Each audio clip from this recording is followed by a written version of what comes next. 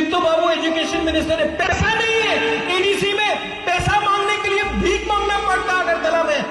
हम लोग त्रिपुरा का राजा, यहाँ का एडीसी का मंत्री लोग अगरतला जाकर भीख मांगना पड़ता है अपना जगह में, अपना अधिकार मांगने के लिए। तो कितना साल तक और चुप बैठे, कितना साल तक कॉम्प्रोमाइज करें, कितना साल तक हम लोग अपना त्रिपुरा साहब को धोखा देकर अपना मंत्री अपना घर बनाए।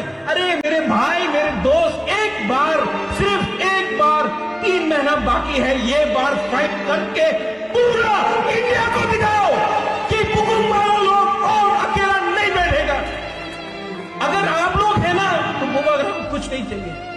अगर आशीर्वाद श्यामा बाबू का है, नगेंद्र जमतिया का है, वीर विक्रम का आशीर्वाद है ना, अगर द्रौपदी कुमार रियांग का प्यार है ना, हमको कुछ नहीं।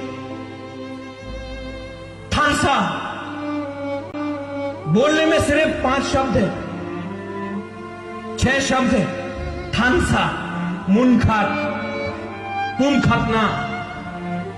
लेकिन अगर सच में थानसा हो गया ना, पूरा दुनिया को हिला सकता है।